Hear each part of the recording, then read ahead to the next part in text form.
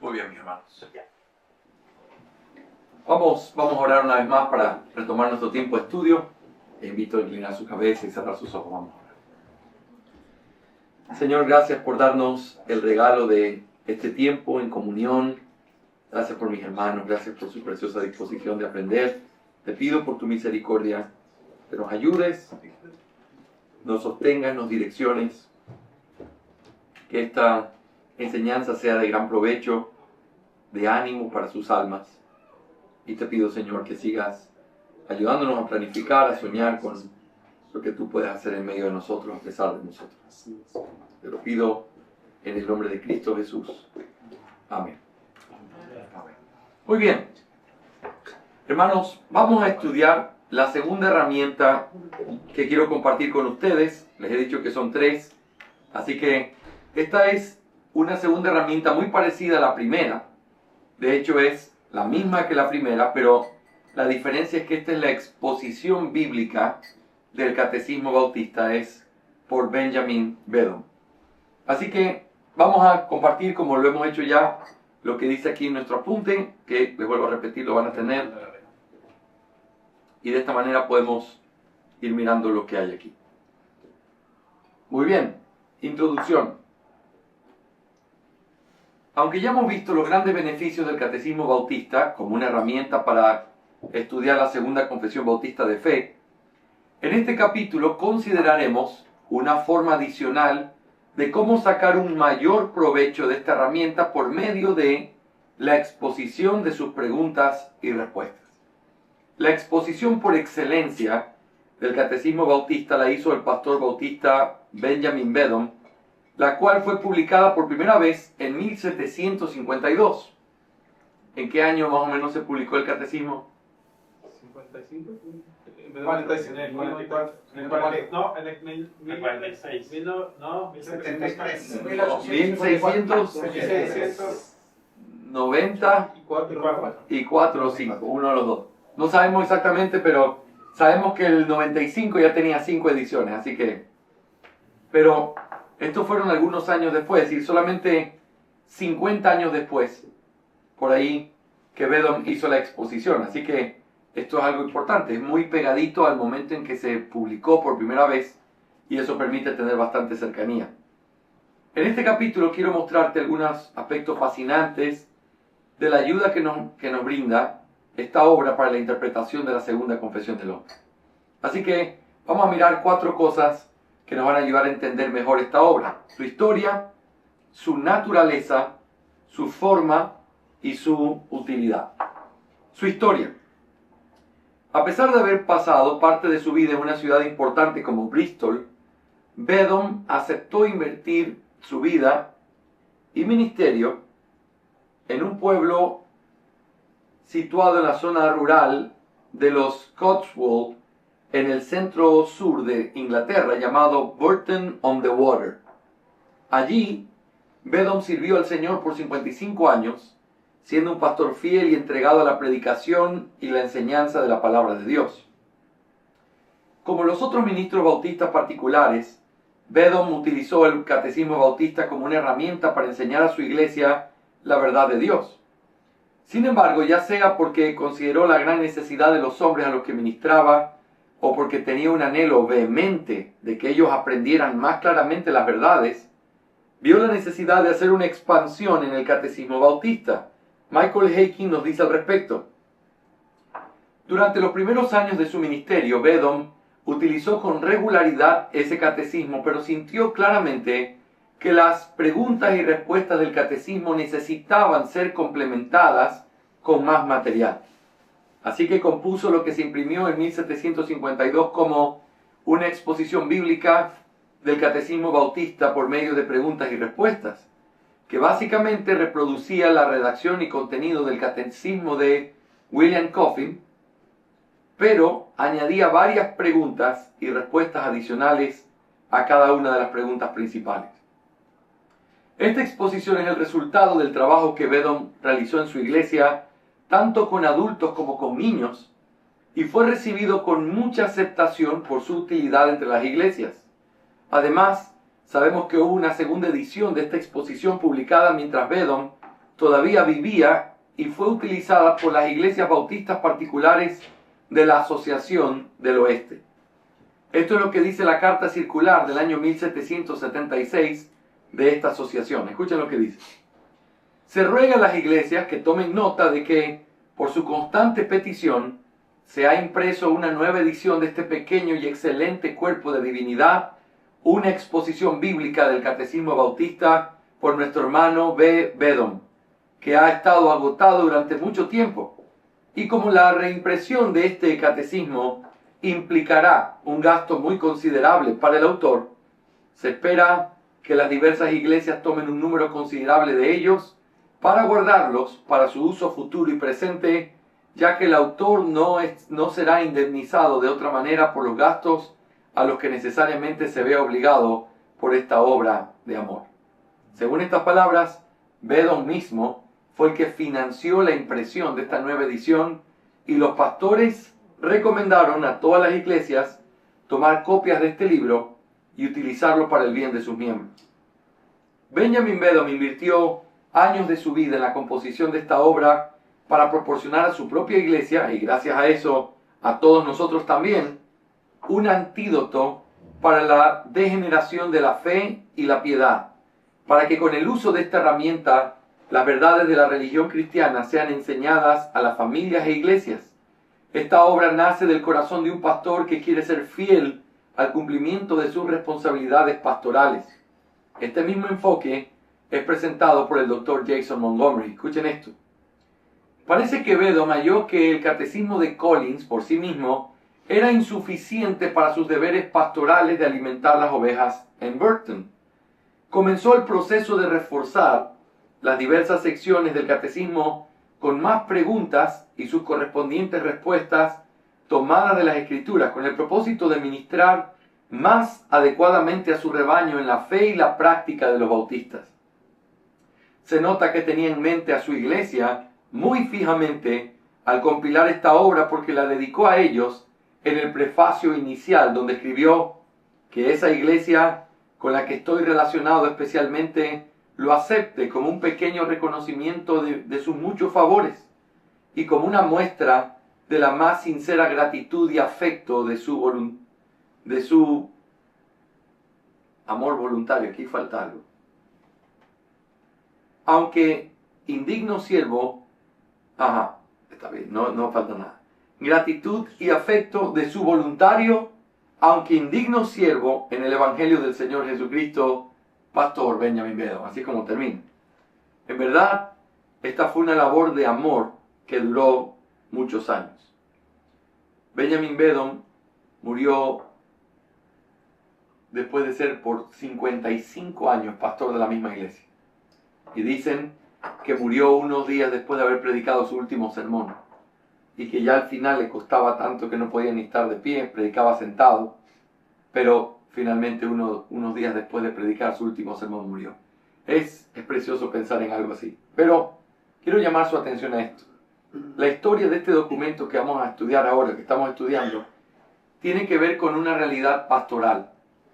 Como pastores nosotros vemos la gran necesidad que nuestras iglesias tienen de diferentes cosas. A veces, ojalá ellos pudieran entender esto mejor o tener más claridad sobre esto. Y entonces uno comienza a mirar que hay necesidades que su iglesia necesita resolver. Y eso es lo que él vio. Él dedicó, siendo un hombre que venía de una ciudad grande como Bristol, se fue a un pueblito. Vamos a imaginarnos aquí un pueblito en Suecia donde no hay mucho, la vida no pasa mucho por ahí, pero él dedicó su vida a esa gente sencilla, muchos de ellos incluso no con tanta educación, pero él dedicó sus años a servirles, y lo que hizo fue que tomó el catecismo bautista y lo complementó con más preguntas, más respuestas, de manera que su gente sepa, los padres, cómo enseñarle a los hijos, y los cristianos pudieran crecer en su entendimiento de la doctrina gracias a la enseñanza del catecismo. Así que realmente Bedom hizo un trabajo que es extraordinario. Y vamos a ir mirando las bondades que tiene este trabajo. Hasta aquí estamos todos juntos entendiendo este proceso, ¿no? Sí. Muy bien. En segundo lugar, rápidamente, su naturaleza. ese pequeño y excelente cuerpo de divinidad, que es el título que la Carta de la Asociación del Oeste le dio a esta exposición de Bedom, ese título es muy significativo y nos permite entender la naturaleza que tiene esta obra. Lo que voy a hacer ahora es que de ese título que le dan los hermanos que pidieron que se imprima eso, uno puede entender un poco de qué se trata esta obra. La frase cuerpo de divinidad, que es la que la usa, era la forma antigua en la que se llamaban los tratados teológicos que contenían la sustancia del cristianismo. Al ser una exposición del Catecismo Bautista, la exposición de Bedom tiene la estructura de un tratado teológico que contiene el resumen de los principios de la religión cristiana, usando el principio puritano de abrazar profundamente la teología y la vida. Por esa razón, esta exposición es verdaderamente una herramienta para la instrucción no solo de los creyentes y sus familias, sino también de los ministros. El Dr. Heiking nos cuenta que la segunda edición de esta obra de Bedom fue usada para los estudiantes de la Academia Bautista de Bristol, el único seminario bautista inglés por una gran parte del siglo XVIII. Noten, ¿dónde se formaban los hombres que iban a ser pastores de iglesias bautistas? En la Academia Ministerial o la Academia Bautista de Bristol. Por cierto, todavía existe. Ahora es liberal, pero es la academia que se usó por los bautistas particulares desde el principio para entrenar a los hombres. Ahora, esto es lo interesante. Como texto, como libro de texto, les dieron la exposición de Bedom del Catecismo. Qué increíble, ¿sí o no? Estás preparando hombres, ministros, y lo que les das es este libro para que se puedan preparar. Y yo les acabé de decir hace un momento en el consejo práctico que le daba a Daniel, yo uso este catecismo para mi familia. Entonces, cuán amplio puede ser su uso y su utilidad, que realmente puede ser usado para la formación de hombres, como también para la formación de nuestros pequeños. Así que, en primer lugar, es un cuerpo de divinidad. Esa expresión significa tratado teológico, sistemático. Eso es lo que significa. Pero también parte del título es pequeño y excelente. Así como lo nombra, pequeño y excelente. Creo que es una muy buena manera de describirlo. Esta es una obra breve en el sentido de que no expone todas las áreas de la divinidad y sus implicaciones, sino que lo que hace es expandir de forma limitada la suma de la fe cristiana contenida en el Catecismo Bautista. La excelencia de esta obra es evidenciada en la genialidad con la que Bedom desarrolló su exposición de cada una de las preguntas y respuestas a través de más preguntas y respuestas que están conectadas entre sí por hilos de razonamiento y argumentación que añaden gran utilidad al estudio de la doctrina cristiana presentadas en el catecismo. Esto significa que detrás de cada párrafo encontramos un bosquejo no escrito que intenta responder a objeciones, dar una argumentación escritural lógica o exponer las implicaciones y aplicaciones prácticas de las verdades incluidas en la respuesta a las preguntas del catecismo. Piensen en esto. ¿Qué es lo que hay o cuál es la forma que tiene o la naturaleza de este documento? Como les dije antes del receso, son preguntas y respuestas. Pero las preguntas y respuestas tienen un bosquejo no escrito que si tú sigues el hilo conector, te das cuenta que ahí hay argumentos, aplicaciones, reflexiones, y eso es lo que hace que este documento sea tan importante. Por lo tanto, al usar este tratado, nuestro esfuerzo consiste en encontrar estos hilos y bosquejos no escritos en cada uno de los párrafos. Aunque esto demanda un trabajo activo y arduo, su recompensa es maravillosa para el alma, porque no solo consiste en entender lo que el autor intenta conectar con sus preguntas, sino mirar cómo la escritura misma presenta estas verdades. Y algunas veces nos damos cuenta de algunas verdades que nunca habíamos considerado en la forma en la que se presentan aquí. Hemos hablado de su historia, hemos hablado también de su naturaleza, cómo es este libro, pero ahora hablemos de su forma. Hemos dicho que este libro contiene argumentos, principios que están contenidos dentro de estas preguntas y respuestas.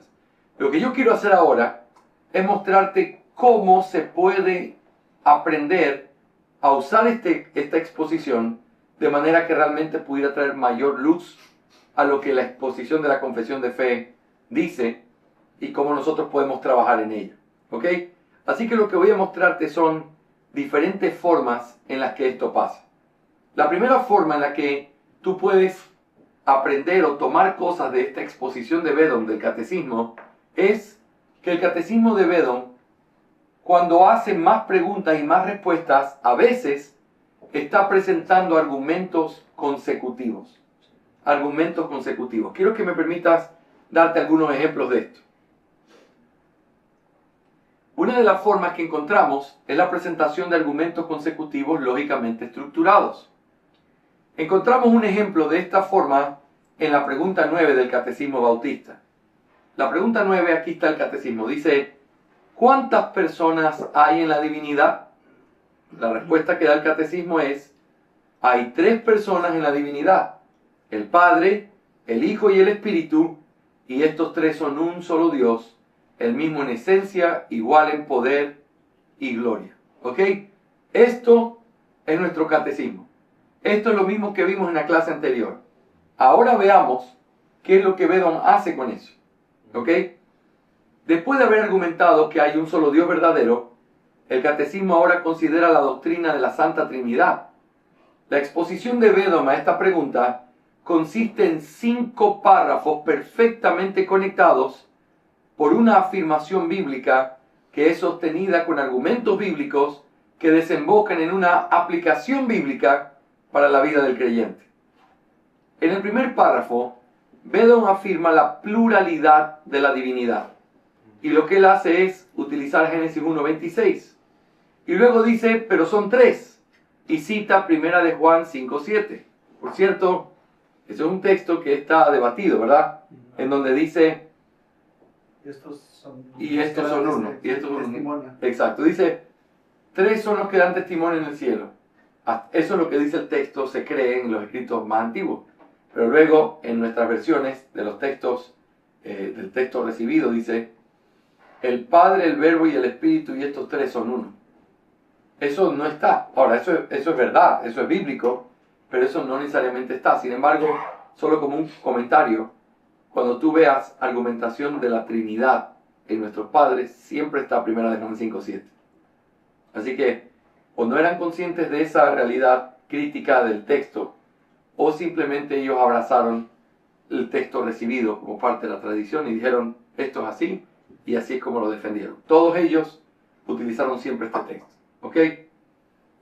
Sin embargo, inmediatamente después de hacer esta declaración, argumenta la distinción entre las personas de la divinidad, así como también su unidad.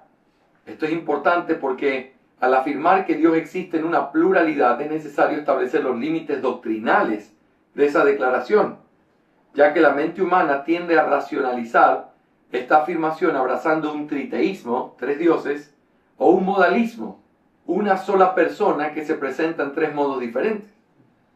El corazón de esta doctrina descansa en la defensa de la pluralidad, pues son 3 personas, pero también la defensa de la unidad, un solo Dios.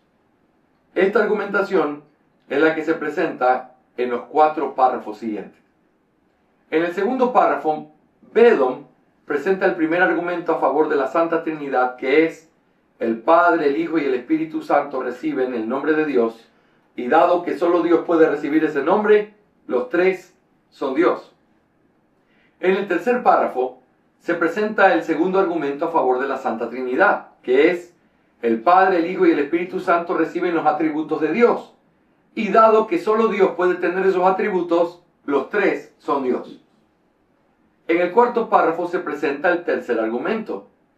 El Padre, el Hijo y el Espíritu Santo reciben las prerrogativas religiosas de Dios, y dado que la adoración y la invocación religiosa son cosas que solo le pertenecen a Dios, al dársela a los 3, eso significa que los 3 son Dios. En el quinto párrafo se presenta el cuarto y último argumento, que es este. El Padre, el Hijo y el Espíritu Santo son la fuente de las bendiciones divinas. Y dado que las bendiciones divinas solo pueden venir de Dios, entonces los 3 son Dios. ¿Sí? Ese es el argumento.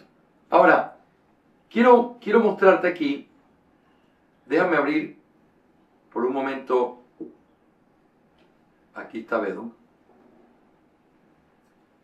Muy bien, esto está en digital, así que todos ustedes lo pueden descargar hoy mismo, pero tienen su libro físico, les prometo que llegará. Aunque sea lo último que hagamos, llegará. Muy bien. Noten, aquí está la pregunta de la que estamos hablando y vamos a analizar solo para ver qué es lo que hemos dicho. Esto que está aquí es el Catecismo Bautista. Eso de ahí, pregunta y respuesta. Eso es de lo que ya hablamos en nuestra clase anterior. Pregunta y respuesta. ¿Qué hace Vedon? Todo esto que está debajo de la pregunta y respuesta es lo que hizo Vedon, que termina donde empieza la siguiente pregunta. ¿Ok? Entonces he dicho que aquí hay algunos párrafos y en los párrafos hay argumentos. Esos argumentos no están escritos aquí, están descubiertos aquí y tú tienes que sintetizarlos. Noten esto. Voy a saltarme el párrafo 1, que es el que habla de la unidad y la pluralidad. Vamos a saltarnos eso para ver el párrafo 2. Mira. ¿Se le llama Dios al Hijo? Sí. El cual está sobre todas las cosas, Dios bendito por los siglos. Te da un texto bíblico. ¿Se le llama Dios al Espíritu? Sí. Sí. ¿Por qué ha llenado Satanás tu corazón para mentir al Espíritu Santo? No has mentido a los hombres, sino a Dios. Hechos 5, ¿te acuerdas? ¿Se le llama Jehová al Hijo? Sí. Sí. El Señor, es decir, ahí en hebreo Jehová, justicia nuestra. Luego, ¿se le llama Jehová al Espíritu? Sí. Tentaron al Señor, en hebreo es Jehová, y eso es la forma en la que aparece en ese texto. Está hablando del Espíritu Santo y se le llama Jehová. Luego, ¿se le da ese nombre Señor a alguien aparte de Dios? ¿Cuál es la respuesta? No. ¿Cuál es el argumento entonces que está en este párrafo? Para que sepan que solo tú, que te llamas el Señor, eres el Altísimo sobre toda la tierra. La pregunta es, ¿cuál es el argumento de todo este párrafo que acabamos de leer? Que es el segundo párrafo. Que hay un solo Dios.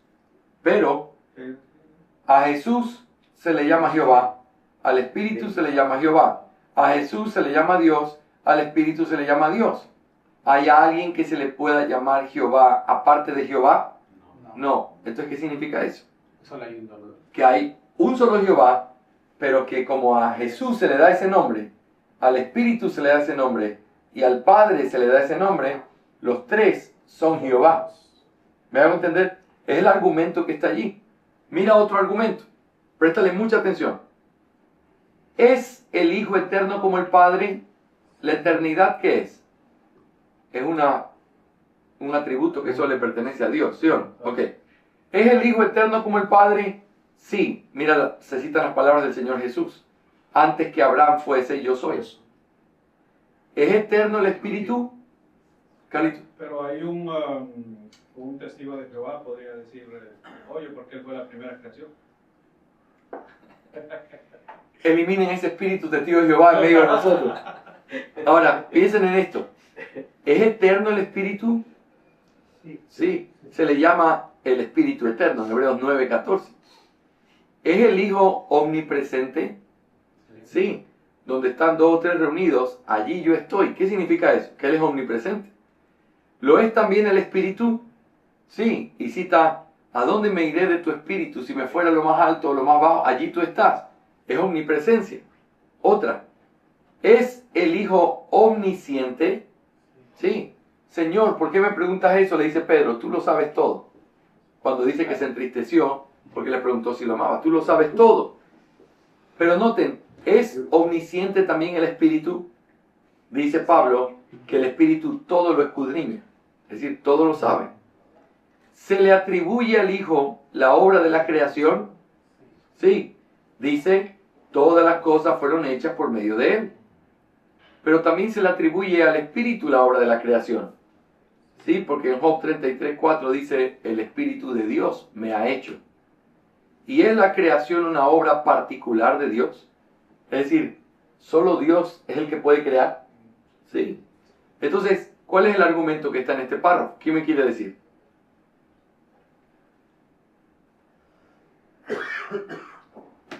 Los atributos, Muy bien. los atributos están en las tres personas. Los atributos que solo le pertenecen a Dios los tienen el Hijo y el Espíritu.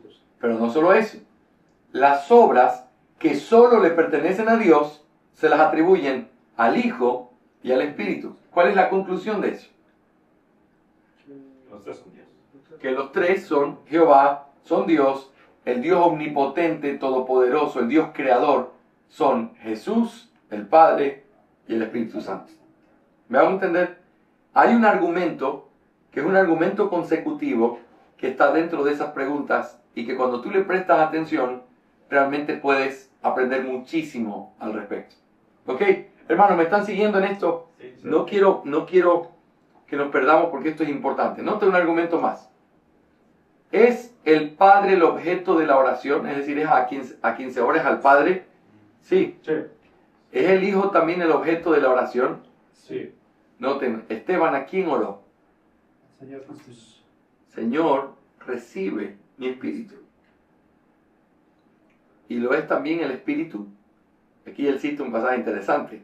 Apocalipsis 1:4, en donde se habla de la paz de los 7 espíritus que están delante de su trono, como un argumento para poder decir que es parte de la oración al Espíritu. Si quieres saber cómo se argumenta eso, busca a Matthew Henry en ese pasaje. ¿Ok?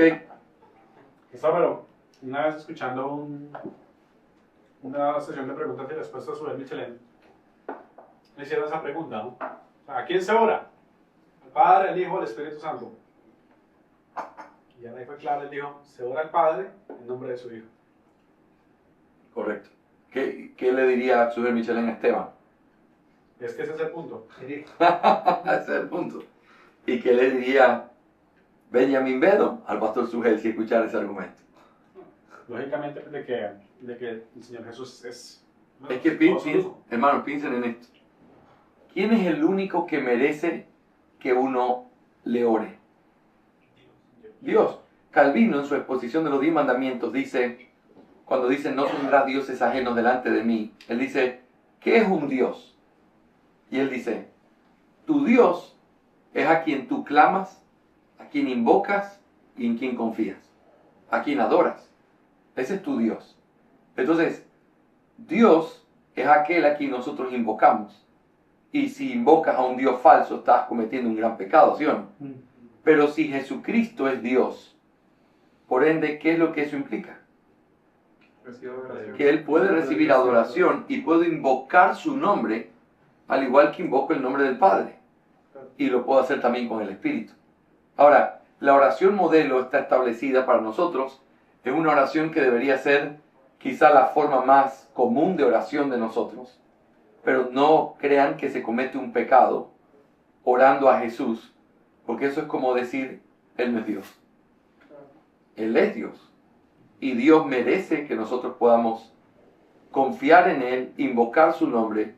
Y la oración modelo lo que hace es animarnos a poder mirar una forma en la que debería hacerlo cotidianamente. Pero hay hombres que oraron a Jesús. ¿Sí? Cuando Tomás dice, Señor mío y Dios mío, está haciendo una apelación como una forma de ruego, que es como si fuera una oración. Y se la hace a Jesús. Esteban claramente dice, Señor Jesús, recibe mi espíritu. Así que lo que nosotros tenemos allí es una realidad que es parte del argumento histórico también. Así que no nos peleemos en argumentos contemporáneos. Es un argumento histórico y creemos que es bíblico. Ahora, no nos perdamos en el bosque. Daniel me hace preguntas que nos hacen perder en el bosque.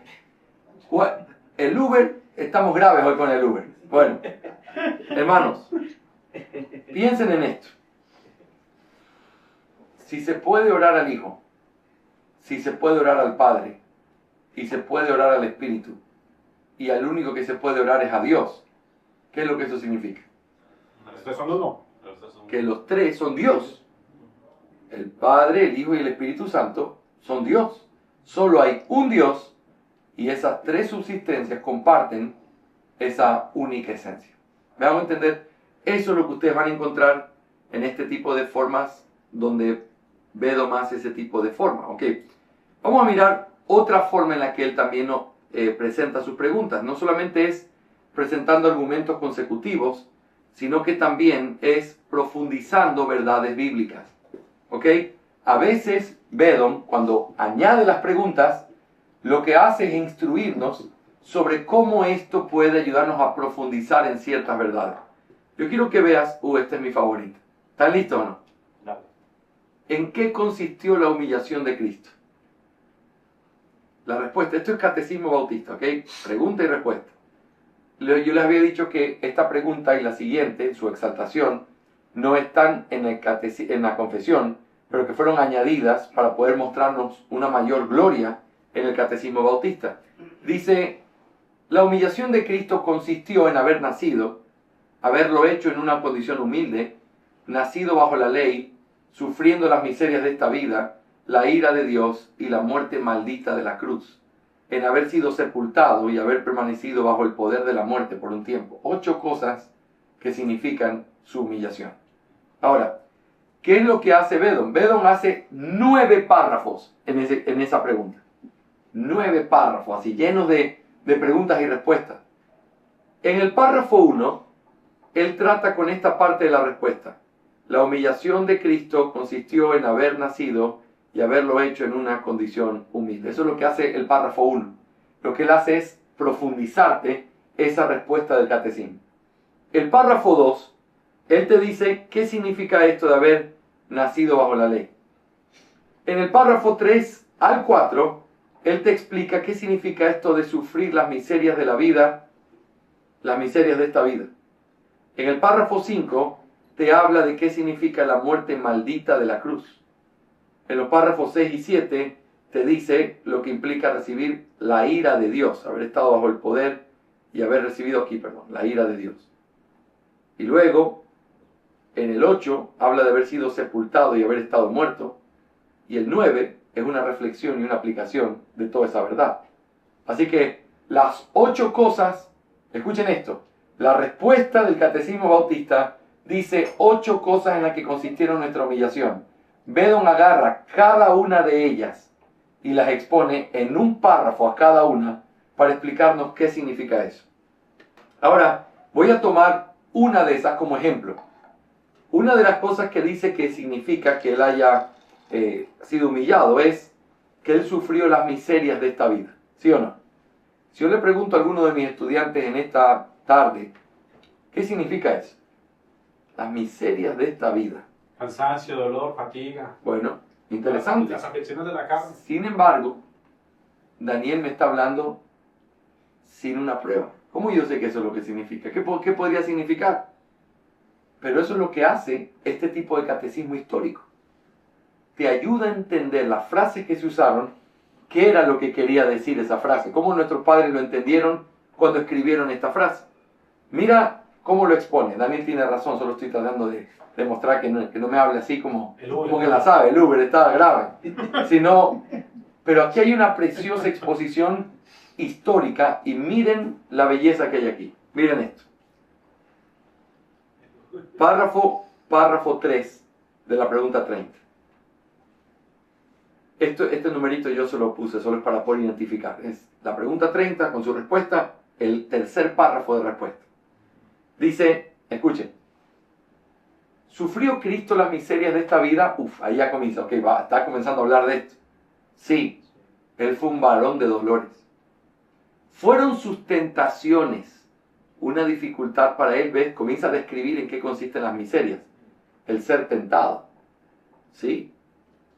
¿Fue su poco éxito una dificultad para él? Parte de las miserias de la vida fue que el ministerio que él hizo, humanamente hablando, no tuvo mucho éxito. ¿Por qué no? Porque no estaba toda la humanidad escuchando lo que Dios vino a decir. Porque cuando terminó su ministerio quedaron solo mujeres. Ni siquiera sus discípulos más cercanos. Entonces, claro que hubo poco éxito en ese sentido.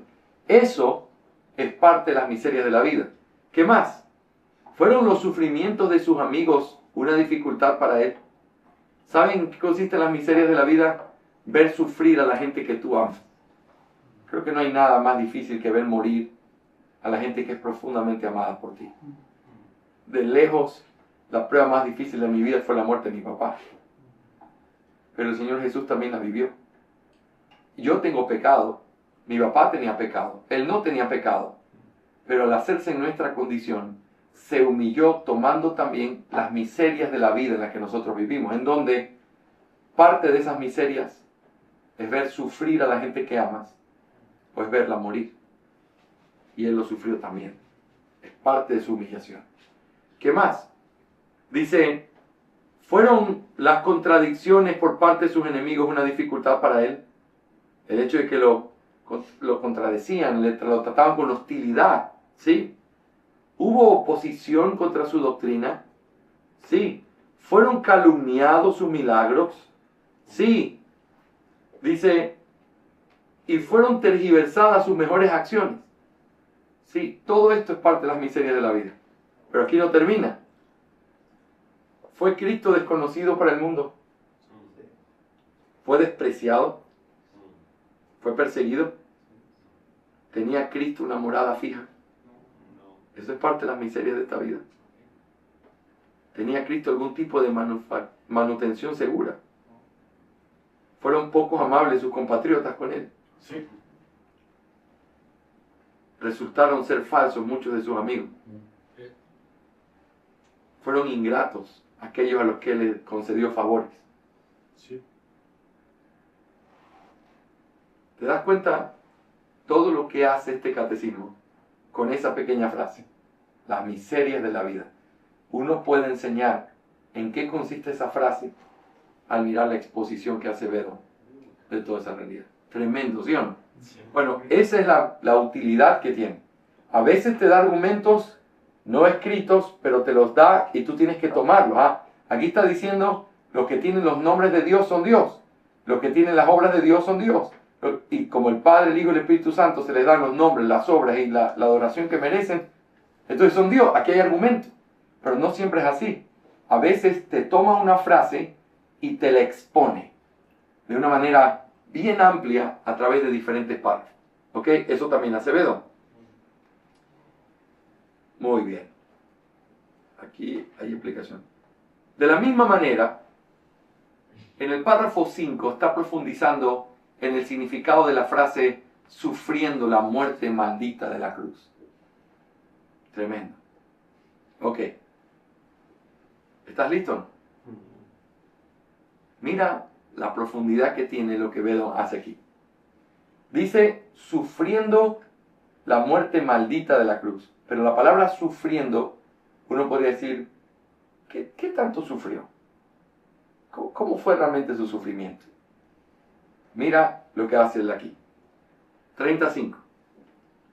¿Fue la muerte de Cristo otro ejemplo de su humillación? Sí. ¿Fue dolorosa su muerte? ¿Sí o no? Sí. ¿Fue vergonzosa? Sí. ¿Fue maldita su muerte? ¿Sufrió él en su cuerpo? Mira lo que hace ahora. ¿Qué tan humano era Cristo? Mira lo que dice. ¿Sufrió él en su sentido del tacto? ¿Horadaron sus manos y sus pies? ¿Sufrió él en su sentido del gusto? Le dieron a beber vinagre mezclado con hiel. ¿Sufrió él en su sentido de la vista? Sí, los que pasaban le injuriaban meneando la cabeza. Así lo hacían. ¿Sufrió él en su sentido auditivo? Los que pasaban le injuriaban. ¿Sufrió él en su sentido del olfato? Lo llevaron a un lugar llamado el Gólgota, que significa el lugar de la calavera, donde estaban los muertos. ¿Sufrió también Cristo en su alma? Sí. Y fue este el más doloroso de todos sus sufrimientos. Sí. ¿Te imaginas esa expansión en su sufrimiento? ¿Qué tan hombre era? Yo te voy a decir qué tan hombre era. Dime cuántos sentidos tiene un humano común y corriente. 5. En los 5 sentidos él sufrió. Yo nunca lo había pensado así. Hasta que lo leí a Bedo. Y dije, wow. Él no se reservó nada. Él no es que quedó ciego y entonces ya no vio el dolor. No. Él estaba intacto.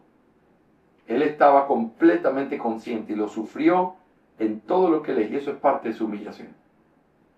Y esto es algo que Bedom nos ayuda a entender con mayor profundidad.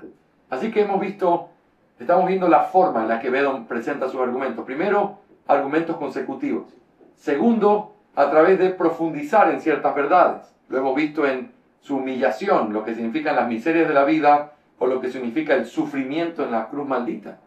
Pero ahora veamos cómo él proporciona un énfasis. Esto es algo que también él hace a través de las preguntas y respuestas, que añade a las preguntas y respuestas que ya tiene la confesión de fe, el catecismo bautista. Espero que esto te emocione. Esto tiene doctrina mortal. En el contexto de las dos preguntas más confrontantes del catecismo, nosotros encontramos las preguntas 88 y 89. La pregunta 88 del catecismo bautista dice: ¿son todas las transgresiones de la ley igualmente abominables? Escucha la pregunta. ¿Son todos los pecados iguales? Esto es decir lo que el mundo evangélico dice. Todos los pecados son iguales delante de Dios. Ok, vamos a ver si eso es así. Todos los pecados son aborrecibles por Dios de la misma manera, pero no todos son iguales. Y él responde: algunos pecados en sí mismos y por causa de varios agravantes son más abominables que otros ante los ojos de Dios. Eso es lo que dice el catecismo bautista. Nuestra fe enseña que hay niveles de pecado, que hay pecados que son peores que otros y que los agravantes es lo que hace que un pecado sea peor que otro. Ahora, mira cómo Bedom expone esto. Bedom expone esta afirmación en 7 párrafos. En el primero, Bedom habla de la realidad de la omnisciencia de Dios con respecto a nuestras transgresiones y miserias, pues Él lo sabe todo y no podemos esconder nuestros pecados de sus ojos. Pero luego, en los párrafos 2 al 6, Bedom expone en forma de énfasis los agravantes del pecado. Considera conmigo cómo cómo expone este énfasis y le va a dar una dimensión mayor delante de nuestros ojos. Mira, lo he puesto en esa forma para que sientas que hay un énfasis. Piensa que esto es al revés. Empieza así, va así, va así, va así y sube el volumen al máximo. Pero esto está a la inversa, ¿ok? Pregunta, no pongo aquí ni la respuesta ni los versículos. Todo es sí. ¿Reciben los pecados sus agravantes de las personas que delinquen, es decir, de quienes lo cometen? Sí. ¿Son los pecados de los ancianos más atroces que los que cometen los demás? ¿Sí? Sí. ¿Y de los ministros? ¿Sí? ¿Y de los magistrados? ¿Sí? ¿Y de los profesores eminentes? Mira cómo se va grabando. Te pregunta, ¿los pecados son peores dependiendo de quién los comete? Sí. ¿El pecado de un niño es igual que el de un joven? No. ¿El pecado de un joven es igual que el de un anciano? No. ¿El pecado de un miembro es igual que el de un pastor? No. ¿El pecado de un ciudadano es igual que el de un magistrado? No. ¿El pecado de un estudiante es igual que el de un profesor eminente? No. Qué triste, a todos nos partió el corazón de ver lo que sucedió con Steve Lawson. Y fue difícil quizás de oír que diga: fue quitado el ministerio para siempre. Y él después de algunos meses diciendo: sí, me someto a eso. ¿Por qué puede suceder algo así? Entiendo, el pecado y ese tipo de pecado que él cometió es así, pero el hecho de que él sea un hombre mundialmente conocido hace que el pecado sea peor. Es un agravante mayor, porque no es lo mismo que lo haga alguien en un pueblo, alguien respetado en un país, o alguien respetado en un continente, o alguien respetado en todo el mundo. No es lo mismo. No es lo mismo que lo haga un anciano, que si lo hace un niño, un joven, porque el anciano tú esperas, él ha vivido más, él ha sufrido más, él ha tenido muchas cosas que ha tenido que pasar en su vida, se espera que sea más sabio. Y si él lo comete, es peor que si lo cometiera diría mi amado Ismael, un chavalo que tiene 16 años, que no sabe nada de la vida y que piensa que se la sabe toda, que realmente no sabe nada. Pero un viejo de 70 años, que ha vivido, que ha experimentado, que se ha golpeado, cometer los mismos pecados de un muchacho, no es lo mismo. Hermanos, eso nos hace temblar a nosotros. Porque tu edad es un agravante. Tu conocimiento es un agravante. y la posición que ocupas es un agravante. Tremendo. Mayor edad, mayor responsabilidad. Es correcto. Mayor conocimiento, mayor responsabilidad. Y mayor lugar de autoridad, mayor responsabilidad. Ese es el principio que está allí. Y la Biblia lo enseña. El párrafo 3 dice esto. Escuche esto. ¿Reciben los pecados también sus agravantes de las personas a quienes ofenden? Es decir, algo es más grave dependiendo de a quién ofendes con lo que dijiste, así sea el mismo pecado. Claro que sí. Son agravados especialmente los pecados que se cometen inmediatamente contra Dios. ¿Sí? ¿Contra Cristo? Claro. ¿Contra la persona del Espíritu Santo? Claro. ¿Contra los superiores? Claro. ¿Contra un grupo de personas y comunidades enteras? Claro. ¿Contra las almas de los hombres? Claro. Todo eso son agravantes. Cuando alguien blasfema contra el Espíritu Santo, el Señor dijo, ese pecado no tiene perdón. Ahora, eso es un pecado que no se puede repetir hoy. Y la razón es el mismo principio que estamos mirando. ¿Por qué no?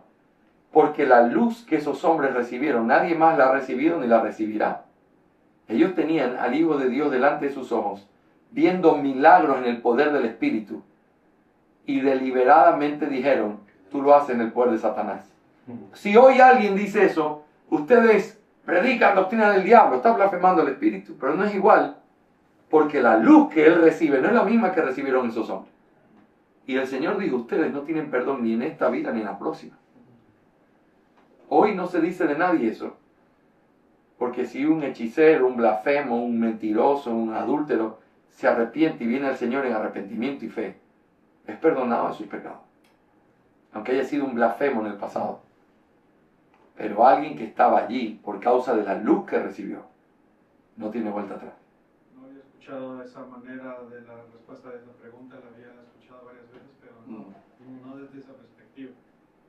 Imagínate cómo esto se conecta con... Creo que esto está conectado con otras cosas, como los que cometen el pecado de muerte. Nuestra confesión de fe es chistosa en eso, porque te dice que se ore en una lengua conocida, que se ore en público, que no se ore por los que han cometido, que se sabe que han cometido el pecado de muerte, pero no te dice qué significa, solo está citando lo que dice la Biblia. Sí, pero ¿qué significa? No sé, pero no lo hagas. Entonces, el tema es, creo que eso va directamente conectado a lo mismo que estamos hablando. Esa generación que vivió en el tiempo de los apóstoles del Señor Jesús, que blasfemaron abiertamente teniendo luz. Imagínense las autoridades que le pagaron a los guardias para que digan que los discípulos vinieron en la noche y se robaron el cuerpo y él no resucitó. Yo quiero que se imaginen la gravedad de un pecado así. Ellos no eran ignorantes. Ellos sabían lo que había pasado. Nos temíamos que esto pasara. ¿Cómo me va a decir eso? Deberías caer a sus pies diciendo que se cumplió lo que él dijo que iba a pasar. Claro. No. Aquí lo importante es que nadie lo sepa. Tomen unas monedas. Si alguien pregunta, los discípulos se lo robaron. Y dice el Evangelio de Mateo. Y eso circula entre los judíos hasta el día de hoy. Hablando de los días de él. Qué triste. Que eso no tiene perdón. Esa forma deliberada no tiene perdón. Y creo que eso es, el doctor Waldron cree también eso, Hebreos 6 y Hebreos 10, los que ya no tienen oportunidad de arrepentimiento, de perdón, son esa generación. Y el que ha cometido el pecado de muerte es alguien de esa generación. Hoy no hay ningún pecado que sea de muerte, en el sentido de que no ores por esa persona. Vamos a pensar, un drogadicto. ¿Puedes orar por un drogadicto para que se arrepienta? Un violador, perverso. ¿Puedes orar para que se arrepienta? Un hechicero, blasfemo. ¿Orarías para que se arrepienta? Si puedes orar por un hechicero blasfemo que ha negado el nombre de Dios y vituperado el Espíritu muchas veces, puedes orar por cualquier pecado. Y puedes orar para que el Señor lo perdone y lo traiga en arrepentimiento y fe de Sion. Hoy no hay el pecado de muerte. No hay nadie que lo pueda cometer. Porque la Biblia no nos dice qué es lo que eso implicaría y cómo sé que no estoy desobedeciendo al orar por quizás mi primo el hipócrita que quizás ha cometido el pecado de muerte. Entonces realmente es algo que fue abiertamente dado, claramente dicho, todos lo podían ver y sabían, se sabe que cometió el pecado de muerte. Un pecado que no tiene perdón. ¿Cómo tú oras a Dios diciéndole, Señor, no cumplas lo que dijiste sobre este pecado, te pido que si lo perdonas, cambia, por favor. Esa sería una oración necia, ¿sí o no? Porque el Señor hace ahí una determinación que no tiene vuelta atrás. Muy bien, no nos perdamos en las ramas, hay mucho para hablar aquí. Miren otra cosa. Pecar contra las almas de los hombres no es lo mismo que robar. Yo puedo pecar contra tu cuerpo, puedo meterte un golpe, pero pecar contra tu alma es peor. Hay de aquellos maestros falsos de la palabra. ¿Sí o no? Porque ya tienen un juicio establecido para ellos. Párrafo 4. Mira esto. ¿Es la presunción un agravante del pecado? Mira lo que dice. Si tienes más conocimiento, tu pecado es peor. Y si ya fuiste reprendido y no te arrepientes, tu pecado es peor. Y si sigues perseverando en tu pecado después de que sabes que estás haciendo mal y has sido reprendido y sigues pecando, tu pecado es peor aunque sigas haciendo lo mismo. ¿Están mirando el énfasis? Eso es lo que hace aquí Pedro. Párrafo 5. ¿Son pecados agravados los pecados contra la luz de la naturaleza? Es decir, los pecados deliberados son pecados que se van agravando. Tú sabes que no tenías que hacer eso y lo hiciste. ¿Eso trae más consecuencias que si lo hubieras hecho sin saberlo? Claro que sí, es deliberado. Los pecados públicos son los pecados contra la misericordia en gran manera agravados. Los pecados aún a pesar de los juicios. Los pecados contra mandatos expresos y los pecados contra nuestros propios pactos y compromisos. Todo eso es agravado. Claro que sí. Todo le va dando un énfasis mayor. Párrafo 6 y último. Es un agravante del pecado cometerlo sin vergüenza. Hermanos, qué exhortación mientras decimos esto. Si tú dejas de sentir vergüenza por los pecados que haces, si dejas de sentir vergüenza por cosas que haces en privado, ya te acostumbraste a ese pecado.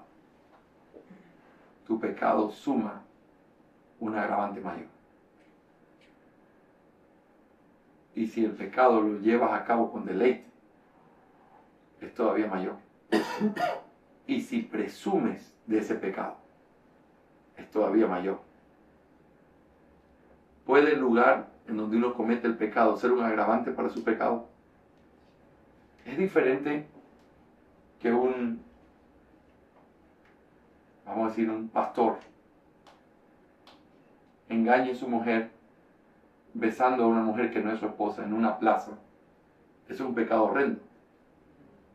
Pero ¿qué tal si lo hiciera dentro de la iglesia, en la oficina pastoral? ¿El lugar agrava el pecado? Es tremendo. Hermanos, y nosotros estamos delante de los ojos de Dios. Todo el tiempo estamos en el lugar santísimo. Y para los cristianos cometer un pecado es peor que para un inconverso. Es increíble. Muy bien. Permítanme presentarles otro ejemplo. ¿Están ya se despertaron o no? No, esto se puso candela ya, esto se puso candela. Carlito. Solo para decir algo con respecto a la profundidad del desarrollo que él hace en su pensamiento, es que me recuerda un poco a Spurgeon cuando quiere ilustrar algo y te lleva a las profundidades, ¿no?, de la creación. Así. El hermano lleva una frase y te va golpeando. Por eso lo llamé énfasis, porque es como, te dice esto, sí, pero esto, pero solamente llega y esto. Te comienza una escalerita donde tú comienzas a decir, estoy perdido. Y eso es lo que hace con algunos argumentos. Y otra vez, esto que yo he hecho es sacar la pregunta. Ahí hay un versículo y ahí hay un sí de respuesta. Pero al sacar la pregunta te permite mirar el argumento, que no hay un bosquejo escrito, pero hay un bosquejo de cómo están encadenados todos esos argumentos. Así que esto es un trabajito que uno lo disfruta de hacer. Y por eso, Daniel, es lo que yo enseño cuando estoy en mi casa. Yo abro a Vedom, leo la pregunta del catecismo, todos repetimos y ahora sí comienzo. Así mismo como estoy haciendo con ustedes. Tal cosa, sí, tal versículo. Tal cosa, sí, tal versículo. Y voy haciendo acotaciones. Y al final quedamos todos así como, sea para la gloria de Dios y así, o una exhortación tremenda, o una aplicación práctica que uno dice, wow, no hubiera imaginado que esa pregunta te lleva a eso. Pero eso es lo que hace Bedomo en el catecismo. Por eso es tan útil y por eso es mi libro favorito realmente en nuestra tradición. Hasta ahora. Vamos a ver si alguno me convence. Es que está para predicar, es una muy buena manera de abordar. Acuérdate que este es un pastor tratando con su gente para enseñarles cómo celebrar sus cultos familiares. Hombres para ser entrenados para el ministerio. Este es un pastor hablándote aquí. Y sus argumentos son presentados de una forma en la que realmente te ayudan a pensar. Él no era el único que hizo esto. Matthew Henry tiene uno parecido. Porque era la forma en la que se hacía para ayudar a la gente a entender qué es lo que hay detrás. Muy bien. Estamos solo viendo su forma. Todavía no hemos visto cómo esto sirve para la confesión, que es lo que voy a decir al final de esta clase. Pero es bien importante mirar todos estos detalles. ¿Ok? ¿Estamos claritos hasta aquí o no? Déjenme darles otro ejemplo. De énfasis también. Esto es la pregunta 89. El catecismo está tratando aquí con todo pecado merece, lo que todo pecado merece, la ira de Dios. Y Bedom hace el siguiente énfasis creciente con el propósito de mostrarnos el sentido apropiado de esta doctrina. En el párrafo 2 él dice, aquí lo cito completamente, ¿está sujeto el pecado a la ira de Dios? Sí, ok, de eso está hablando. Ahora mira cómo lo intensifica. Es terrible la ira de un hombre común. Imagínate un loco que está golpeando las paredes y que es un ciudadano común y corriente. Su ira es algo que te debe causar miedo, ¿sí o no? ¿Sí? Y entonces dice, maldita su ira, porque es feroz, Pero esa ira puede ser apaciguada, sí. Ahora, pero es aún más terrible la ira de un rey. Imagínate que ya no es un ciudadano, ahora es un rey que está lleno de ira. ¿Tienes de qué temer o no? Todavía más que a un ciudadano. Todavía más. Sigue. ¿Es la ira de los demonios más terrible que cualquiera de los anteriores? Un hombre común le tienes que tener miedo. A un rey, tenle miedo cuando está con ira, pero a los demonios, tiembla cuando están con miedo. Eso es lo que está diciendo. Pero luego dice, pero es la ira de Dios infinitamente más terrible que todas las demás. Si le tienes miedo a un rey que tiene el cetro y tiene el poder de cortarte la cabeza si quiere, ¿por qué no temes delante de Dios? Así va. Boom, boom, boom. Tácata. Es como que fuera así mismo como dice Carlito. Este es un predicador que nos está... Uno queda atrapado contra la pared. No, Muy ilustrativo. muy ilustrativo. Y eso es parte de lo que hace aquí. Muy bien. Ok, volvemos a nuestros amigos presbiterianos. Pablo Bautista. Y lo miran todos ahí al cielo. Ya no lo miren que pronto va a haber una iglesia. Hoy me dijo, hermano, gracias por traerme, me voy a convertir en bautista. Y gracias por convencerme. Ya salí del baño, dice. Ok, entonces, piensen lo que hemos visto hasta aquí en la forma. En la forma, ¿qué es lo que hemos visto? A veces hay argumentos lógicos conectados.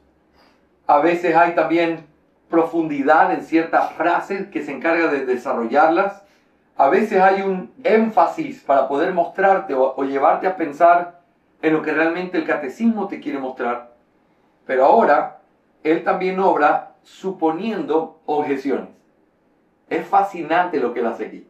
Porque mira, el catecismo bautista te tira una verdad, pregunta y respuesta. Pero él actúa a veces como teniendo la mente completamente llena de lo que alguien que es contrario te va a decir. Y entonces lo que él hace es contestar las objeciones. Eso lo hace con los padres bautistas. Quiero que veas cómo lo presenta. Pregunta 99, el catecismo bautista dice, ¿deben ser bautizados los infantes de aquellos que profesan ser creyentes? Ya vimos esa pregunta, ¿verdad? Respuesta, los infantes de aquellos que profesan ser creyentes no deben ser bautizados porque no hay mandamiento ni ejemplo en las Santas Escrituras ni consecuencia segura que se deduzca de estas para bautizarlos. ¿Ok? Esa es pregunta y respuesta. Bedom expone esta respuesta en 9 párrafos, la cual presupone la defensa paido-bautista en contra de la doctrina del bautismo presentada por los bautistas. Por esa razón, puede ser dividida en dos partes.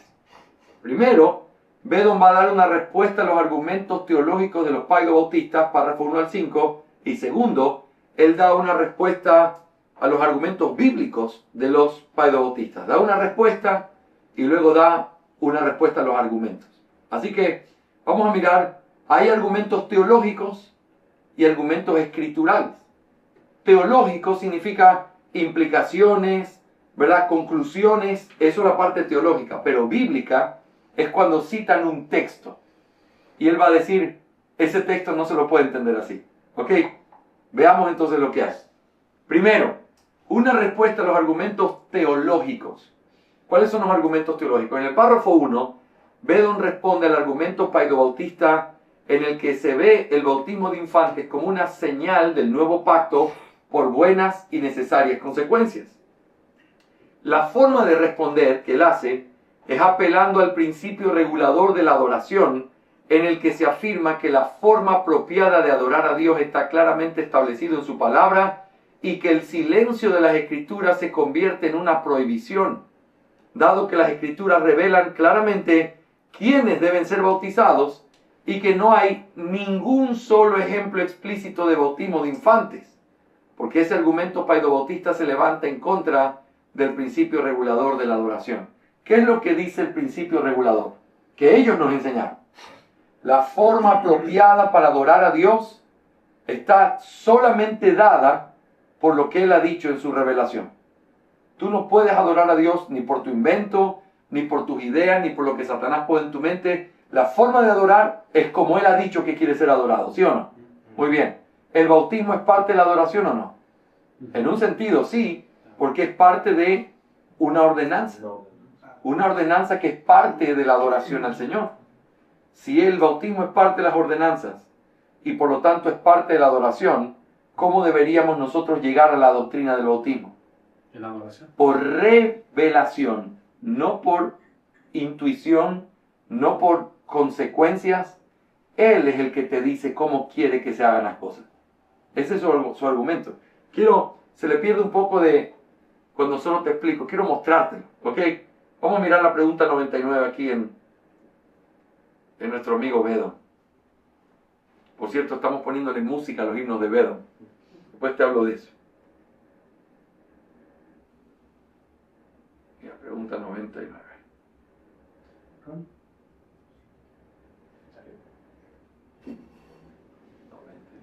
Muy bien. Principio regulador. Aquí.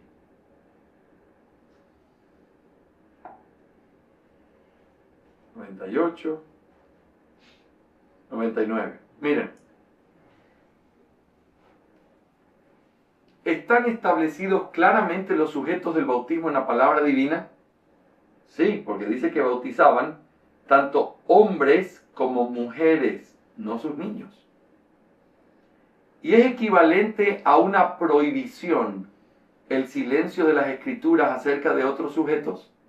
Si la Biblia no te lo dice, si la Biblia guarda silencio, tengo derecho de poder decir, bueno, pero a los niños también, porque la Biblia no lo prohíbe. ¿Es eso un argumento válido? No. No. Su silencio es una prohibición. No es solo lo que contradice. Si Dios no lo dice, no lo debes hacer. Esa es la base del principio regulador. Solo recordándoles algo. En el tiempo de la Reforma en Inglaterra, hubo un debate entre los puritanos y los anglicanos. Los puritanos querían reformar la iglesia anglicana. Los anglicanos tenían un principio que se llamaba el principio normativo. Muy bien, gracias. Principio normativo. ¿Qué es lo que enseña el principio normativo? Se puede adorar a Dios con todo lo que dice la Escritura, pero también con aquellas cosas que no están prohibidas por la Escritura o que no contradicen la Escritura. Los puritanos dijeron, no, se debe adorar a Dios únicamente con aquellas cosas que Él ha dicho que se debe adorar.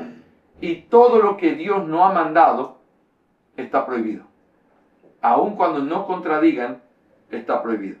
Ese principio es puritano, ese principio lo aprendimos en la Reforma, es parte de los principios que marcan las iglesias reformadas. ¿Ok? Si el bautismo es la adoración, todo lo que tiene que ver con el bautismo debería ser revelado. No tienes permiso a decir, pero es que aquí no dice nada. Aquí yo no veo que prohíbe que bauticen a los niños. Es que si no lo manda de manera explícita o por un claro ejemplo, no lo debes hacer. Porque si no lo manda o no da un ejemplo, está prohibido. Ese es el argumento. ¿Ok? Muy bien. Miren el segundo argumento. En los párrafos 2 al 3, Bedon responde al argumento paido-bautista de que el bautismo del nuevo pacto reemplaza la circuncisión del antiguo pacto. ¿Se acuerdan? Un mismo pacto, dos administraciones diferentes.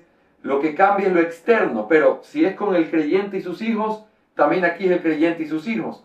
Aquí es la circuncisión, pero ahora el bautismo reemplaza la circuncisión en el nuevo pacto. Por lo tanto, si aquí se circuncidaban los hijos del creyente, acá se tienen que bautizar los hijos del creyente.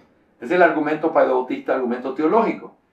Él va a refutar eso diciendo o mostrando la diferencia entre la naturaleza de estos y declarando que los apóstoles nunca hicieron mención o referencia a este reemplazo, aún teniendo el escenario ideal para hacerlo. Noten, miren cómo lo argumenta, me encanta esto. Dice, ¿tenían derecho los niños a la circuncisión según la ley? Sí, todo varón. ¿Y tenían los sirvientes el mismo derecho?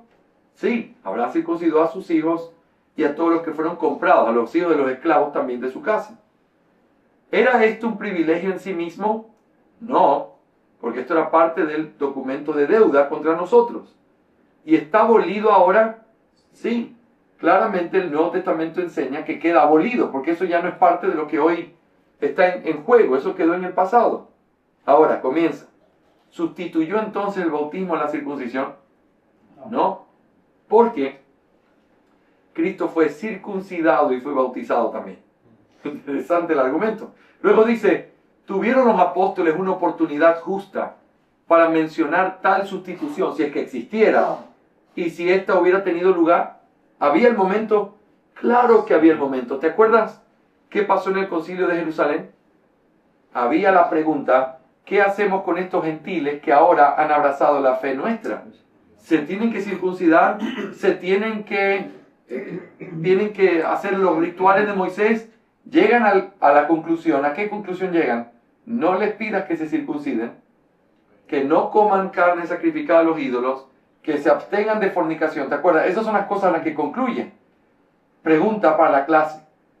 ¿No era el momento perfecto acaso para decir, cómo se les ocurre decir que se circunciden? ¿No ven que el bautismo reemplaza la circuncisión? No es lo que le dice. Porque no ve una conexión, porque ya no es un tema de un linaje, no tiene que ver esa conexión. Tiene que ver con un nuevo pueblo que ahora está lleno de judíos y de gentiles, los cuales tienen que convivir en un solo pueblo. Y no hay una circuncisión reemplazada por el bautismo. Hay un nuevo hombre. Y ese es el principio que está en el Nuevo Testamento. Les doy un consejo clave aquí. Lean los escritos de los bautistas particulares hablando de este tipo de textos. Allí es donde ustedes van a encontrar los argumentos en contra del paidobautismo. En mi iglesia hay un hermano que decía, para confrontar el credo del bautismo, decía que el bautismo de Juan no era el mismo bautismo que hacían los discípulos del Señor Jesús. ¿Y en qué sentido? Que el bautismo de Juan era para, en el tiempo de ellos era para purificarse, para purificación, y el bautismo del Señor Jesús era de arrepentimiento. Bueno, Juan dijo, arrepentíos y convertíos. Y luego los fariseos que estaban ahí los miró y les dijo, generación de víboras, ¿quién les enseñó a ustedes a escapar de la ira venidera? Hagan obras dignas de arrepentimiento. El bautismo de Juan era un bautismo de arrepentimiento. O sea, era el mismo bautismo que lo decía. Es el mismo bautismo en el sentido de que era una identificación con aquello que se estaba diciendo. Una vez escuché algo que a mí me impactó muchísimo. Piensen en esto. El bautismo de Juan, o en el bautismo de Jesús, el Señor Jesús se sumerge en las aguas para poder tomar nuestro pecado y para poder morir por él. Nosotros al sumergirnos a las aguas, llevamos nuestro pecado y morimos en él para poder resucitar a una nueva vida en Él.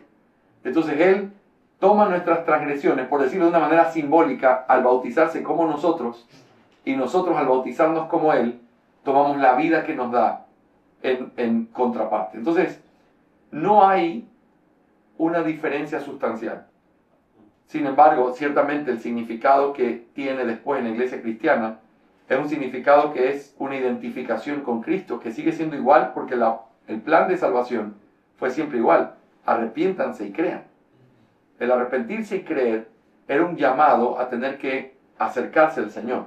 Ahora, el Señor Jesús fue bautizado, fue circuncidado. Él no dijo, no me circunciden porque me van a bautizar, o no dijo, no me bauticen porque yo ya fui circuncidado.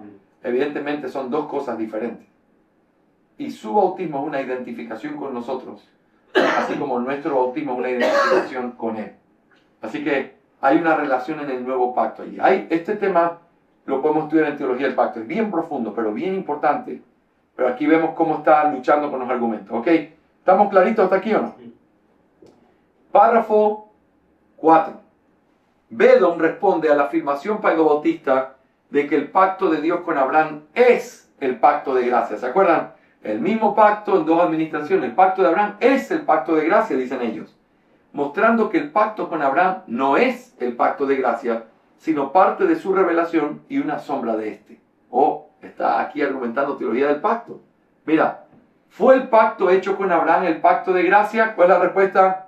No. Sino que el pacto hecho con Abraham fue un pacto mixto que consistió en parte en bendiciones temporales. Pero en la medida en que era un pacto de gracia, ¿no pertenecía a toda la simiente natural de Abraham? No, porque no todos los que son descendientes de Abraham son sus hijos.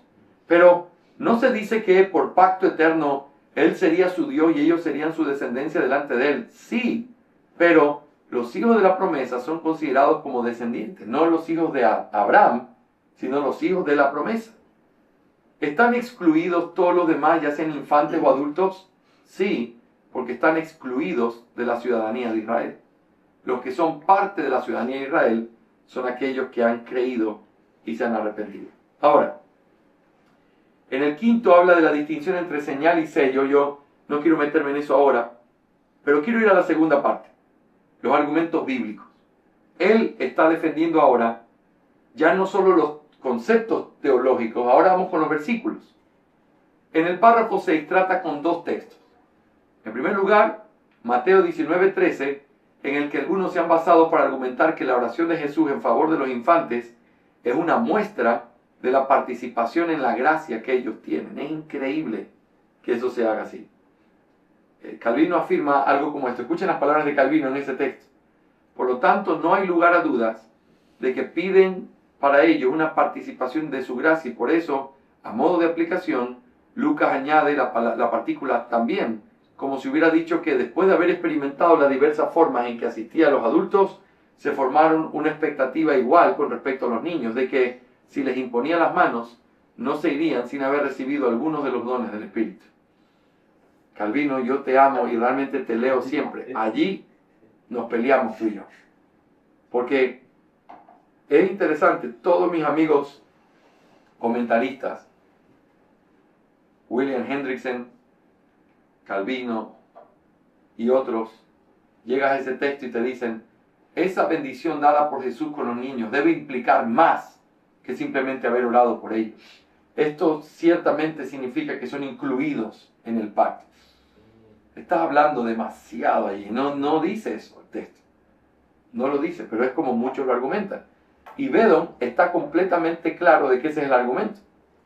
Y por lo tanto, según ellos, tienen una conexión directa con la razón de por qué los infantes de los creyentes deben ser bautizados. Sin embargo, Bedon muestra que ellos no eran traídos al Señor para ser bautizados. Y que de hecho, el texto deja claro que lo que sucedió en esa ocasión fue algo inusual. Por eso los discípulos lo reprendieron. Así que, míralo cómo lo presenta en el texto. ¿No fueron llevados los niños a Cristo para ser bautizados? No, sino que fueron llevados a Cristo para que Él pusiera sus manos sobre ellos y orara. Así que, cuando los traían, Jesús no los estaba bautizando. Jesús estaba orando por ellos.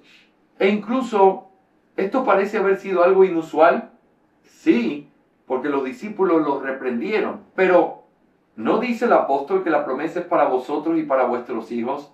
Sí, pero él añade, para tantos como el Señor nuestro Dios llame. No es solo para ti y para tus hijos, para todos aquellos que el Señor quiera llamar. Entonces, aquí está tratando con dos textos típicos del Padre Bautismo. La bendición de Jesús sobre los niños, Hechos 2, esta promesa es para vosotros y para vuestros hijos. Ve donde dice sí, pero hay otra partecita que no estás poniendo. Y para todos aquellos que el Señor llamare. Esto significa que no es una cosa pactual, es una invitación universal a todos aquellos que vienen y se arrepienten. En el párrafo siguiente, 7, Bedon trata con los argumentos paidobautistas del bautismo de familias completas en el libro de Hechos. ¿Se acuerdan? Ya hemos hablado de eso, ¿verdad? Uno de los argumentos que usan los paidobautistas es la familia de Lidia se bautizó. Dice que todos en su casa, ahí tuvo que haber habido niños. El carcelero de Filipo, todos en su casa, tuvo que haber habido niños. Mira cómo argumenta Bedon aquí. ¿No podrían incluirse infantes en la casa de Crispo, que fue bautizada? ¿Ves? Él está haciendo... ¿No podemos decir que ahí había niños? Él responde, no, porque leemos que él creyó en el Señor con toda su casa. Sí, toda la casa de Crispo fue bautizada. Pero luego el texto siguiente dice, porque él creyó en el Señor junto con toda su casa. ¿Por qué fueron bautizados? Por haber creído. No por haber sido sus hijos. Él creyó y su familia también. Y luego dice que todos fueron bautizados. Otra pregunta.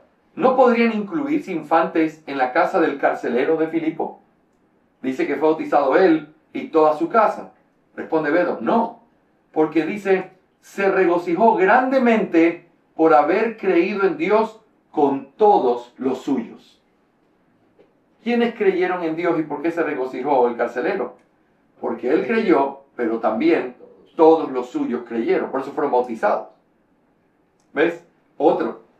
¿No podrían incluirse infantes en la casa de Estefanas?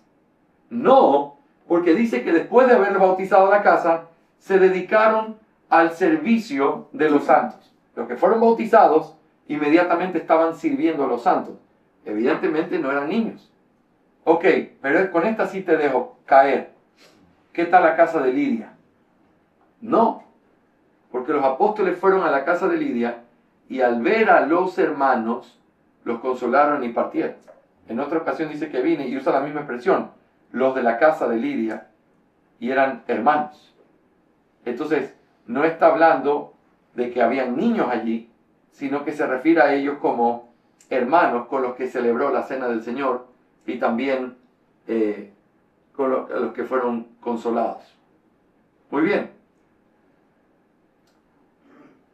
Finalmente, en el párrafo 8, Bedon muestra que hay una diferencia entre quienes conforman la iglesia del Evangelio y los que conformaban la iglesia judía. ¿Cuáles son las condiciones para pertenecer a la iglesia del Evangelio? Todos los miembros de la iglesia del Evangelio deben haber sido llamados y santificados por Jesucristo y ser discípulos. Sin embargo, Bedon objeta otra vez desde la perspectiva paidobautista y citando 1 Corintios 7, ¿se acuerdan? Otro texto típico. Pregunta por la aparente declaración del apóstol Pablo sobre los hijos de los creyentes como santos. Noten lo que aparece aquí. Dice, los infantes no son miembros de la iglesia del Evangelio como lo fueron una vez de la iglesia judía. O sea que lo que tú me quieres decir es que los que son miembros, los que fueron miembros en la iglesia judía, ya no son miembros de la iglesia en el nuevo pacto. Él responde, no, porque la iglesia de Dios consiste en aquellos que han sido santificados en Cristo Jesús y han sido llamados a ser santos. Eso no es con los hijos, es solo con los creyentes. Luego dice, ¿no pueden ser discípulos ellos? No, porque somos hechos discípulos, no nacemos como tales, somos hechos discípulos. Pero, nota, ¿no se dice que nuestros hijos son santos? Mira lo que responde Bedon. En el mismo sentido que el esposo o la esposa que no son creyentes también lo son. 1 Corintios capítulo 7 dice, Vamos a leerlo aquí para que lo vean, es un texto bien conocido.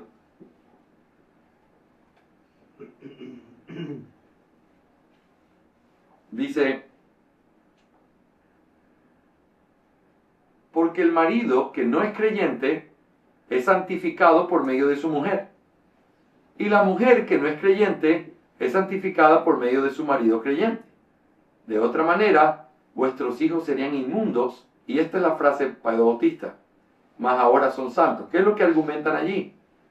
Ellos dicen, tus hijos no son como los de un inconverso, no son como los de un pagano, nuestros hijos no son así. Si tú eres un creyente, tu hijo no es creyente todavía, pero no es de la misma forma, él está en otra categoría, porque dice Pablo que son santos. Y entonces eso lo conectan con ser parte del pacto. Pero uno dice, a ver, espera un ratito. En este versículo 14, ¿dónde más aparece la palabra santo? Díganme ustedes. Santificado. Muy bien, al principio. Es santificado el marido no creyente por su mujer creyente, ¿sí o no? Es santo ese marido. Dice luego, y la mujer que no es creyente es ¿qué cosa? Santificado. Santificada por su marido creyente. Es en la misma forma que el marido es santificado por su esposa creyente y la esposa inconversa es santificada por el marido creyente, es en que los hijos de los creyentes son santificados. ¿Qué significa entonces? Si tú ves el versículo 13, y la mujer cuyo marido no es creyente y él consiente en vivir con ella, no abandone a su marido. Ese es el contexto. ¿Qué es lo que significa? Había una lucha. Éramos inconversos los dos. El Señor me salva. Ahora soy un creyente. ¿Debo dejar a mi marido? ¿Debo dejar a mi mujer? Porque ellos no son cristianos y yo quiero honrar a Cristo. Pablo dice, si tu marido consiente en vivir contigo, aun cuando tú eres creyente, no lo abandones.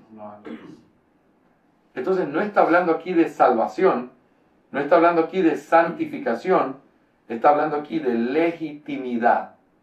Tu marido sigue siendo tu marido y de alguna manera es santificado por el hecho de que tú seas un creyente. Tu esposa es y sigue siendo tu esposa y es santificada en una legitimidad por causa de ti. Tus hijos son legítimos aunque todos ellos sean inconversos, porque son hijos que son santos. No habla de salvación, no habla de santificación progresiva, no habla de pacto aquí, habla de una realidad práctica de legitimidad en el matrimonio. El esposo creyente que está casado con una inconversa, a quien el Señor lo salvó después de haber estado casado, él no tiene que divorciarse de su esposa, ¿verdad? Y su matrimonio sigue siendo legítimo, ¿verdad? ¿Sí o no? Sí. Y los hijos siguen siendo legítimos, ¿sí o no? Sí. Aunque sean inconversos. ¿Por qué? Porque son santificados, son legitimizados o legitimados por medio de esta realidad del creyente o de aquel que está en la fe. ¿Me hago entender? Esa es la respuesta que da Bedo. Nota, ¿no dice que nuestros hijos son santos? Sí, en el mismo sentido que el esposo y la esposa lo son, los que no son creyentes. Entonces, si me estás diciendo que tu hijo es santo y por lo tanto es parte del pacto y tienes que bautizarlo, tu marido inconverso y tu esposa inconversa también lo son, también deberías bautizar. ¿Me hago entender? Ese es el argumento. Pero en ese texto, una vez leyendo un comentario puritano, decía es santificado Posicionalmente. más en el sentido de las bendiciones que reciben a través de ese creyente vivir en esa casa con ellos. Pero no en el sentido salvífico ni en el sentido... Solo espérate una cosa. Todos los puritanos eran Pedro Bautista. No, lo sé. Lo que te quiero decir es que No, si pero- tú tienes eso en mente, siempre vas a recordar que la tendencia que había era, porque esto es un texto, hermano, no estoy exagerando cuando les digo, ese es uno de los textos clave que ellos siempre han utilizado, siempre. Tus hijos son santos. ¿Qué quiere decir con eso? De alguna manera son bendecidos, están conectados con la bendición que tú tienes por ser un creyente.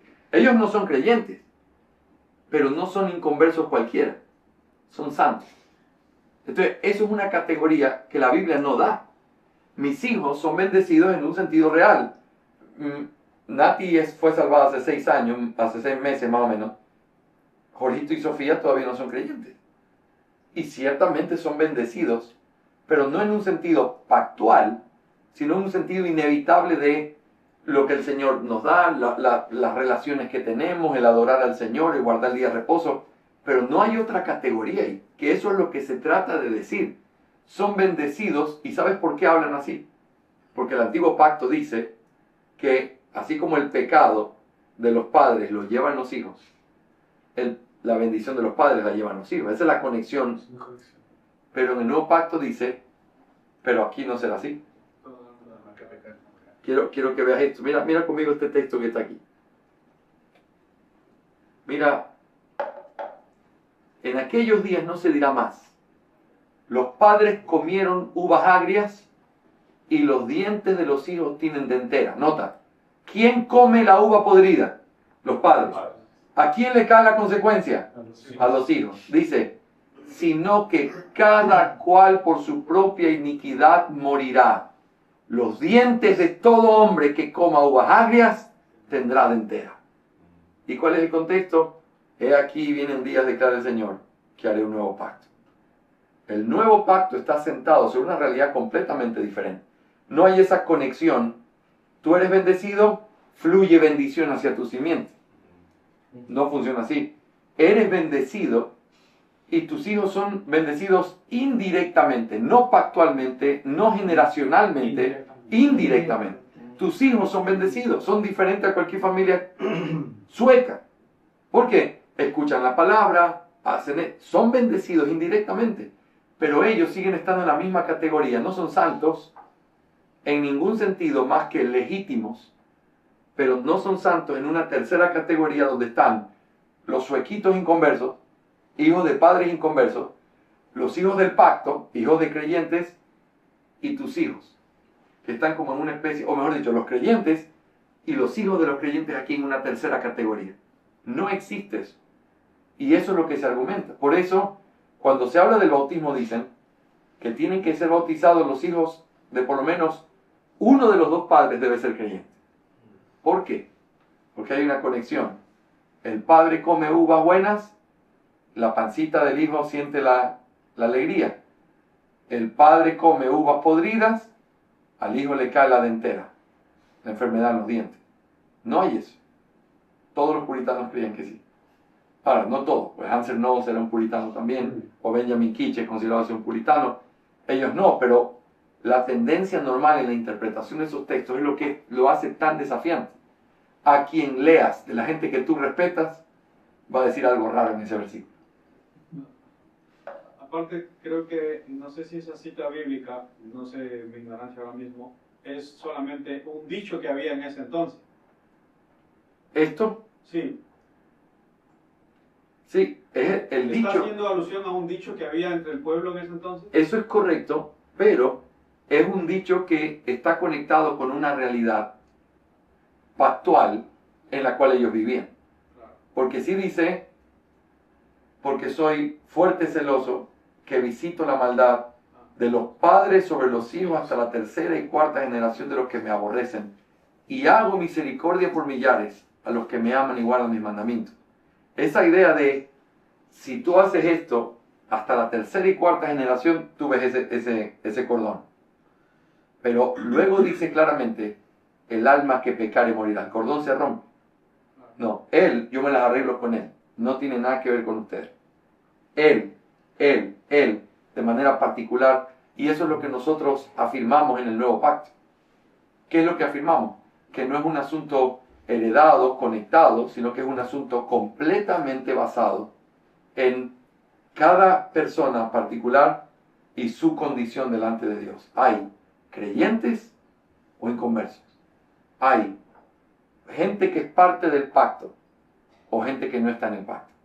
No hay una tercera categoría. No son creyentes, pero sí están en el pacto porque están conectados. Eso ya no hay. Sí lo había, pero una de las cosas que se afirma es, en esos días las cosas serían diferentes. Y de hecho, todos los argumentos que ves en el texto de cuáles son las características de los que están en el pacto es, pondré mi ley dentro de ellos y también no tendrán nadie más que enseñar porque todos me conocerán y perdonaré sus pecados. Todo eso son características de aquellos que están en el nuevo pacto. Aquí no hay, posiblemente los perdonaré si se arrepienten. No. El que es parte de este pacto, de este nuevo pacto, es aquel que ha recibido los beneficios de este pacto. Está ligado al conocimiento y a la comprensión de... Salvífica, correcto. Pero no significa que ya no necesitamos maestros en el nuevo pacto, lo seguimos necesitando. Pero ya nadie te va a decir, hey, ven, conoce al Mesías. No, yo ya lo conozco. Yo ya tengo una relación con él. Puedes ir creciendo en esa relación, pero todos tienen un conocimiento igual, salvífico, en ese nuevo pacto. Ese texto es el que usan los hermanos libres. Para decir, no necesitamos pastores, necesitamos todos, podemos ser pastores. Ah, sí. Eso es un desastre. Pero eso es un poco lo que tenemos allí. Muy bien, tenemos que cerrar esta clase, hace como 2 horas teníamos que cerrarla. Muy bien. Vamos a parar aquí esta lección para volver a la última, en donde vamos a trabajar en la utilidad de Bedom en la confesión de fe. Creo que ya ha sido claro cómo lo podemos utilizar, pero ahora quiero darte algunas directrices útiles. Quizá esta es la última lección que vamos a tener por el tiempo, pero si no puedo dar la de David Dixon, igual se las voy a enviar para que puedan revisarla y tiene la misma temática. Y de paso me ayudan a hacer cualquier crítica que se necesite para que sea claro para aquellos que reciban eso. ¿Okay? Vamos a parar unos minutitos para atender nuestra última lección. Pato.